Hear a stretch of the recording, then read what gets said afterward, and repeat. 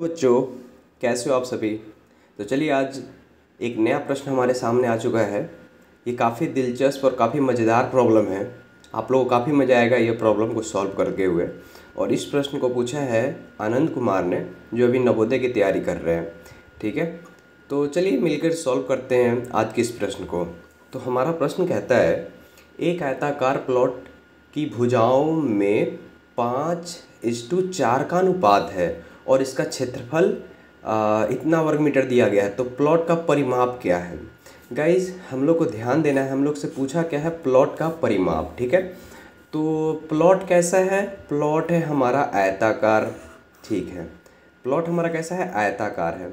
तो इसका हमको पूछा है परिमाप क्या होगा। ठीक है, तो बच्चों परिमाप बराबर क्या होता है, 2 गुने लंबाई प्लस चौड़ाई, यही होता है।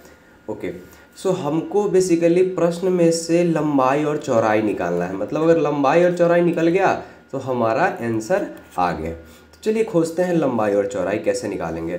तो पहला लाइन दिया गया है कि एक आयताकार प्लॉट है जिसके भुजाओं का अनुपात इतना है। अनुपात क्या होता है, भुजा, आयत में कितने भुजा है, मतलब भुजाओं का अनुपात। तो आयत क्या होता है, जिसका दो भुजा जिसका आमने सामने की भुजा बराबर, मतलब इसके बराबर ये है और इसके बराबर ये है।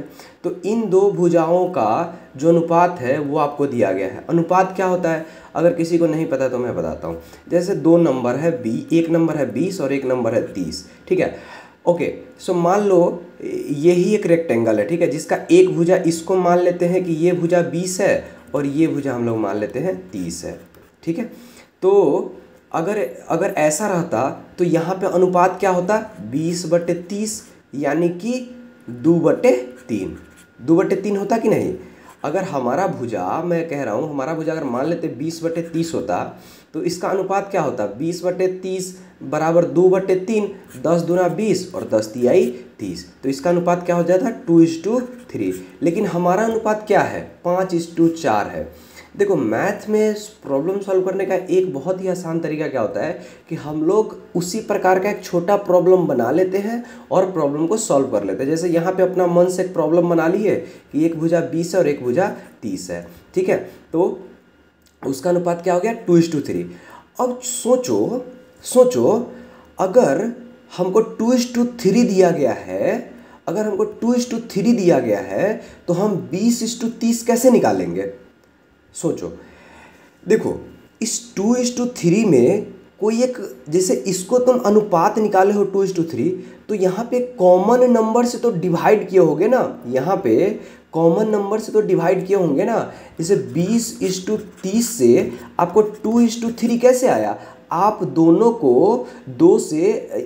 को क्या किए, 10 से डिवाइड कर दिए। तो 10 दूना 20 और 10 तिहाई 30। तो क्या हम कह सकते हैं कि इस दोनों में 10 से गुना कर देंगे तो हमारा 20:30 जो है वो हमारी भुजा की लंबाई आ जाएगी। अरे हाँ या ना बोलो, ऐसा कर सकते हैं कि नहीं। अच्छा, ऐसा कर सकते हैं। तो हमको ये 10 नहीं पता है। एक तरीके से हमको 2:3 तो क्वेश्चन में पता है कि 5:4 है, लेकिन हमको ये 10 नहीं पता है। तो 10 जो चीज़ हमको नहीं पता होता है उसको हम लोग क्या कर लेते हैं, मान लेते हैं। तो चलिए मानते हैं। तो हमारा अनुपात क्या दिया गया है, 5:4। और एरिया क्या दिया गया है, एरिया दिया गया है 500 मीटर स्क्वायर, 500 वर्ग मीटर या फिर मीटर स्क्वायर।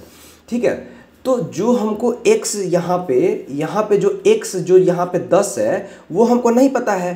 तो हम मान लेते हैं कि वो जो अनुपातिक राशि, ठीक है,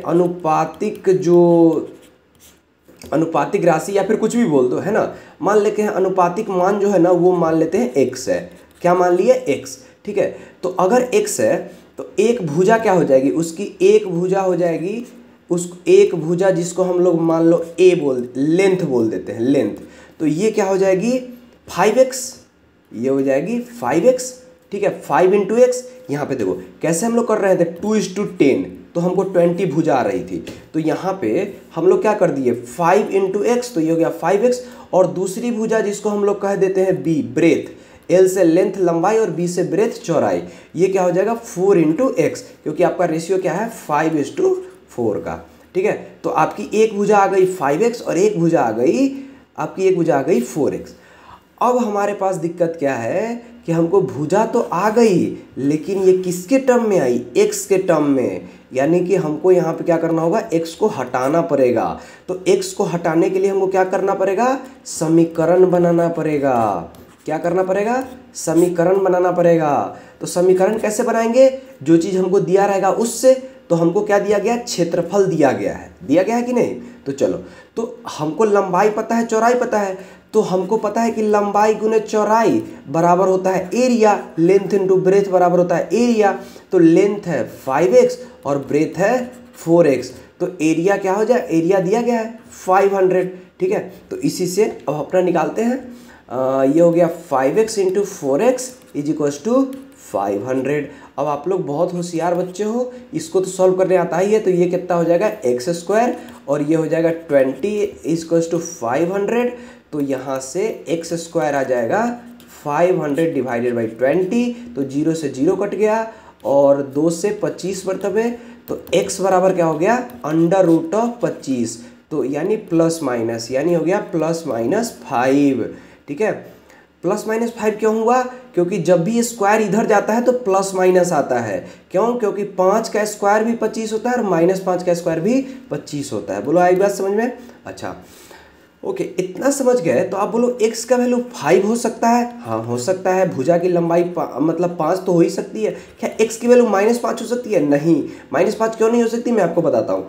तो लंबाई हमारी कितनी थी, यहाँ पे देखो लंबाई हमारी, यहाँ पे देखो लंबाई हमारी कितनी थी 5x, तो लेंथ बराबर क्या आ गया अपना 5 इंटू एक्स, यानी x का वैल्यू है 5, तो 5:5 हो गया 25। लेकिन आप सोचो अगर -5 लेते तो लेंथ क्या हो जाता, 5 इंटू -5 मतलब -25। क्या लंबाई कभी निगेटिव हो सकता है, नहीं, इसीलिए हमको -5 नहीं लेंगे। Okay good boy. अब ब्रेथ बराबर क्या है, ब्रेथ बराबर देखना 4x है, 4 इंटू एक्स, यहाँ पे दिख रहा है 4 इंटू एक्स, तो यहाँ पे क्या हो जाएगा 4 इंटू एक्स की वैल्यू कितना है 5, तो हमारा आ गया 20। तो आपको लंबाई आ गया, चौड़ाई आ गया, तो परिमाप बराबर क्या हो जाएगा, परिमाप बराबर हो जाएगा 2 इंटू एल प्लस बी, मतलब 2 गुने लंबाई प्लस चौड़ाई। तो लंबाई की वैल्यू है 25 और चौड़ाई की वैल्यू है 40। तो ये आपका कितना हो गया, सॉरी यहाँ पे मैंने गलती लिख दिया, ये 20 है, 20। ठीक है, तो 20 और कितना, 20 और 25 कितना हो गया 45, तो 2 इंटू 45 बराबर हो गया 90 मीटर।